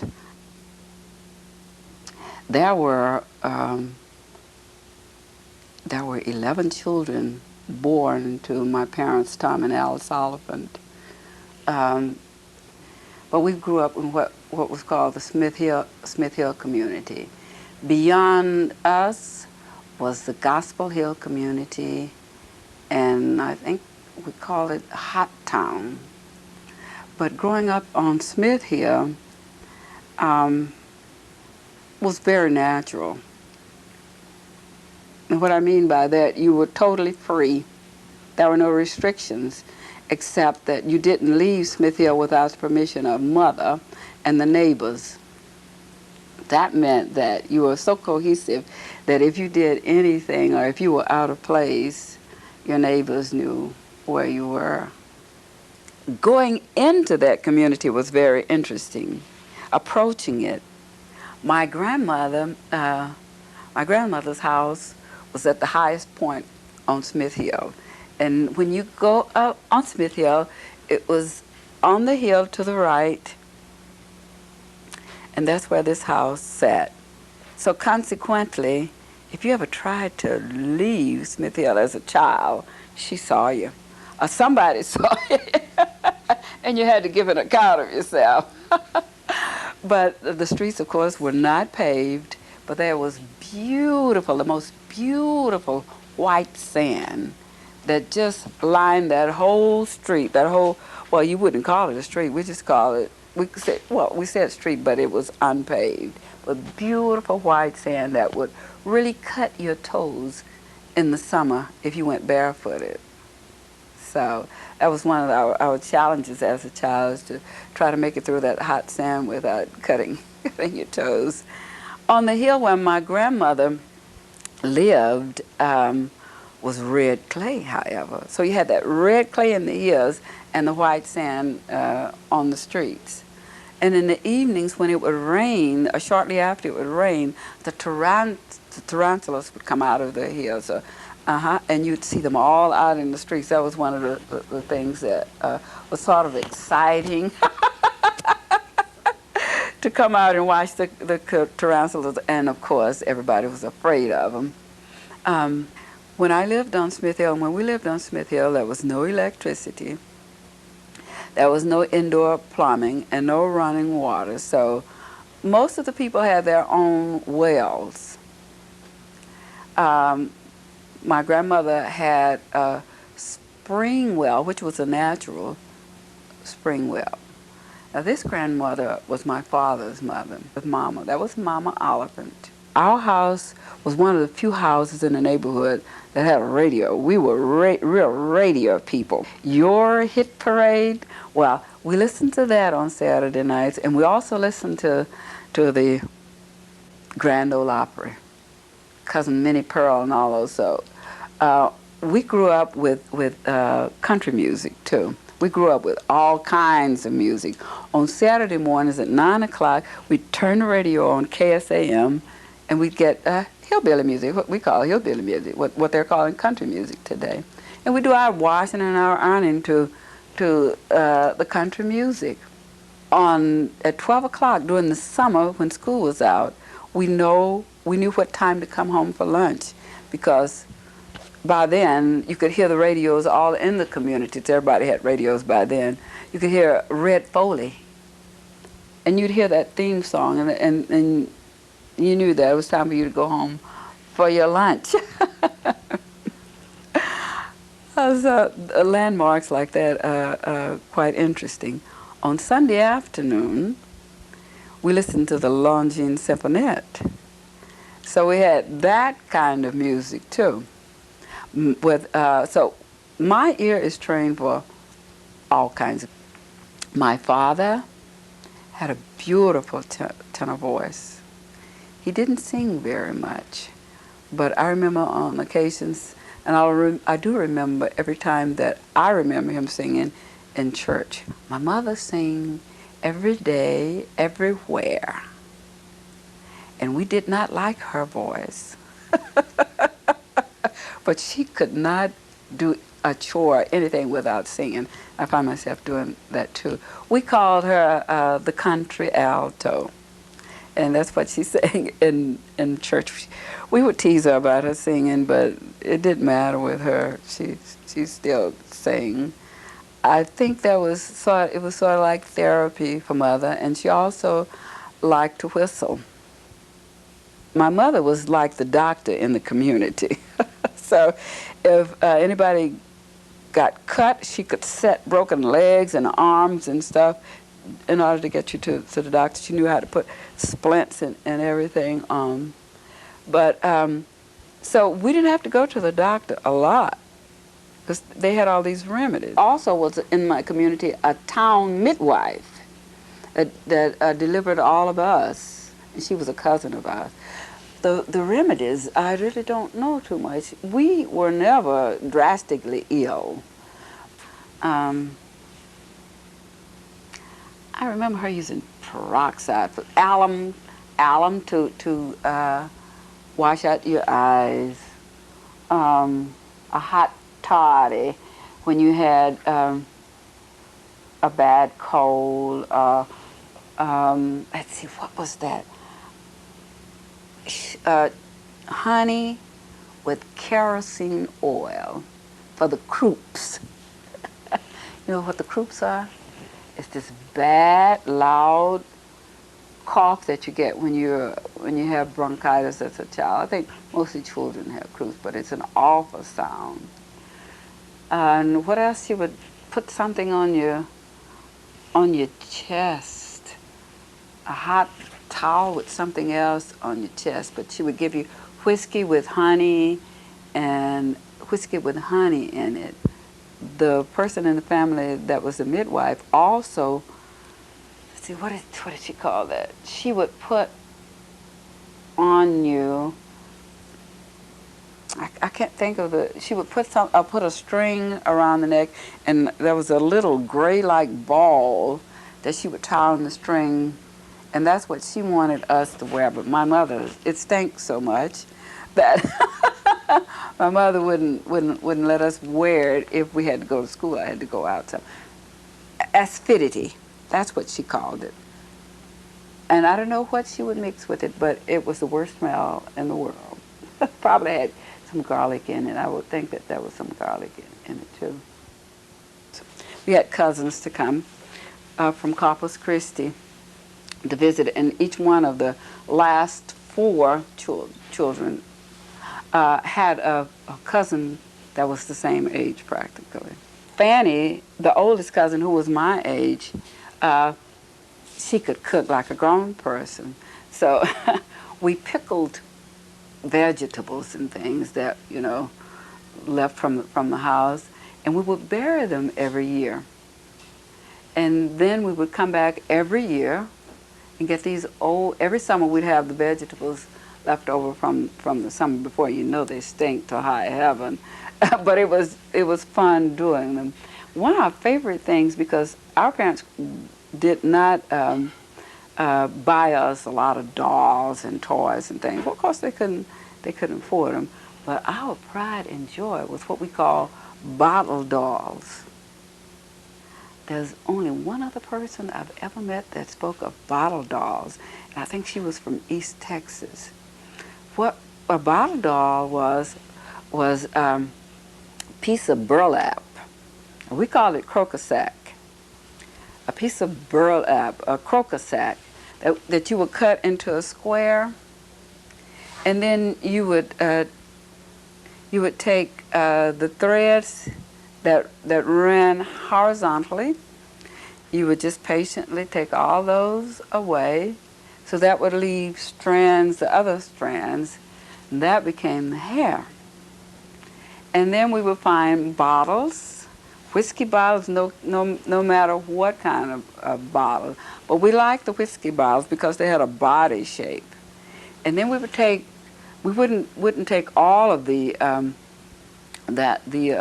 threads out. We'd leave a patch at the top that we would fold together, and then stick it into the head of the bottle, and then the hair would fall.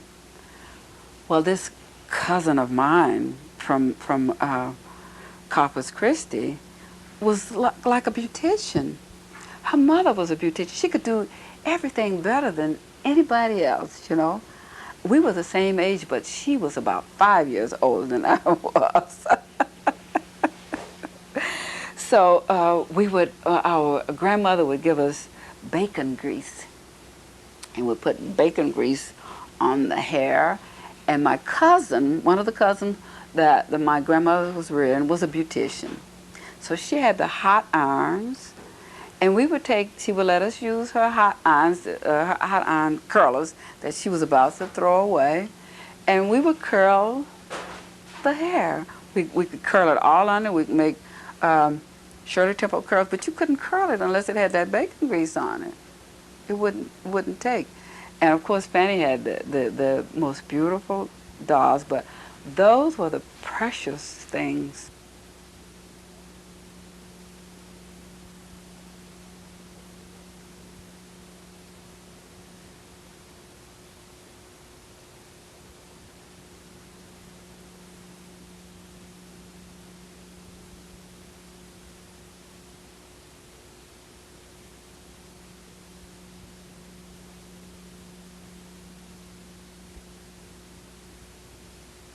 The country campus was a converted German prisoner of war camp located in northeast Walker County. Opened in the fall of 1946, it provided housing for the influx of students expected to register at the college that year. J.D. McLeod came to Huntsville in 1937 to study on the campus of Sam Houston State Teachers College. In 1946, he returned to join the faculty. The same year, veterans of World War II flocked to college campuses across the nation, eager to continue their education on the GI Bill. They offered me a job to teach and have some small responsibility at the museum. Of course, I have no qualifications for helping at the museum, but they didn't have to have too much those days. Somebody who would volunteer to work every Sunday in October. And that's the only qualification I had, the rodeo. And I taught freshman history. Started in '46, the marvelous year of the GIs coming to college, and never been another period like it. Well, it changed the university. It changed the town a little bit. It's a pretty parochial or provincial town, really, to have a university in it. And of course you had that town and gown separation a little bit there for a while. We're conscious of that. Yeah, they dressed, they didn't, Bill Loman didn't tie his shoes, much less put on socks, you know. Those boys came out of the Army, they'd been dressed, they'd been told, or whatever, to dress the military a long time. Not all of them did that, but they did do different, and they didn't exactly conform. Some would actually drink alcoholic beverage. And later I was to visit on some campuses where they would welcome the students, but they didn't have any room. They couldn't house them. And Dr. Lohman was an entrepreneur in many ways about those things. I don't know. But that's where the country campus came in. And it was reported, one of two colleges, universities in the country, that a student could walk up in the day of registration. So I believe I want to go to college. I'm going to have the GI Bill, and all I need is some classes and a place to live. And they had a place to live. No student, to my knowledge, ever turned away from country campus. Some of them had to build them a little place, you know, maybe, and get a cot or however they managed to build those little apartments out of those old barracks, you know, they had. The construction was interesting because it's wartime lumber. And some of those walls they put up was made out of gum wood, I suppose, and some out of uncured wood. And little boards separate, you could see some of them one room to another. So the faculty, they could, you know, put up sheetrock and alter it, made it pretty nice. Now the faculty most of them were family people, as I recall. Some of them 1 or 2, 3 children. And if half barracks, and I believe they put the wall in for you. And there's the rest of it. You can put up doors and walls or leave it open or however you want it. I remember a family visited us, and we'd moved up into the sort of the River Oaks of the country campus, we thought, on the main drive as you come in along about 3rd or 4th house up there, I think. Maybe Dean Kreger had lived up there, and Dr. Murray. And we adapted, somebody had worked on that, had made an apartment out before we got there. But I remember we had some company, and they came and they went to go to the bathroom, and that kind of, it had been an office building, I suppose, and it was arranged a little different. They went down there and turned to a little hall and went down to the bathroom. Came back and said, the McLeod don't have a door on their bathroom, Mama. And it was truth. When you got there, we built it, but we never had put up a door because it's the only thing at the end of the hall, and it was, you know, turned to right to go in. But we had 2 nice bedrooms and screened porch, so it was nice. They had so many of those old barracks, and for the students, they'd cut those things up in apartments because lots of them were single, many single students out there, and some couples. I had a nephew that spent all of his college life in the country. He came out of the Navy, and like the rest of them, about 46, and he's ready to go to college. And he had his GI Bill and not much money, and he drove one of those buses up here and parked it. A certain time of day, he's supposed to drive it back. I guess they were Army buses, military buses. And I believe all the drivers were from the Air Force. And they would get us to town about in time for a class. And I can just feel that bus now when they came by off the square, the Raven Cafe. And there wasn't a lot of traffic. It wasn't nobody. When I was a student, only about 3 of us had cars that I can remember. But anyhow, he'd come down that hill a little bit, down to about the Old Bannon Drugstore and the Ford Motor Company where it leveled. Then he had to make that hill up to Old Main. So he could shift gears at about 30, I guess, but he was halfway up there when he got in second. And he'd run a while, And if you didn't, I don't believe those buses had gotten there. They'd loaded with students. Buses ran every hour from country campus to Frontable, Maine. And that was interesting. And there was a real, what is that word, esprit de corps out there among the students. And the faculty, to some extent, felt it and participated, at least in the volleyball games. And the little fire drills, you know, because we had some fire hose and maybe a pickup or something. And it was most interesting, and they were interesting people. I guess the story I remember best was Dr. Hale Perry, later of A&M University, probably chemistry, lived at the country campus. You know, the barracks had a partition in the middle and two faculty, one on each end. Well,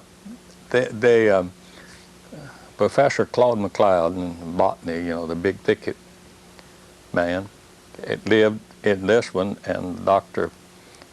Perry and Gertrude Perry's, Mrs. Perry, lived next door. And that little fire, we'd have gone out for a little drill. There was an empty barrack, so we wouldn't set on fire, but you know, we'd hook up the hose, run down there and squirt it through the old windows and wet it down real good, like if there'd been a fire. So the next day, the Perry boy, I can't think of his name, a youngster, little one, and maybe Dr. Tom Murray and Dr. Lane Murray's son Stone may have been there. They decided to have a fire drill, and they grabbed up the hose and they ran over to the McLeod, Claude and Valeria McLeod residence, and found the window open, so they put out fire in the bedroom pretty thoroughly, if I may say so. Well, when they came home that afternoon, well, everybody offered to, you know, do whatever was nice, but I don't know, I don't think I laughed then, but every time I've heard it since. Our son and I wonder who that other boy was, they decided things were dull and they set that dry grass on fire, which is now the golf course.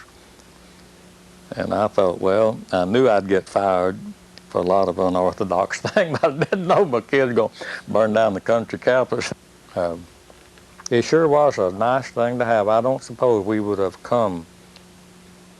The competition for housing was terrific. Certainly the colleges were unprepared to absorb the tremendous number of students that came and wanted to go to college.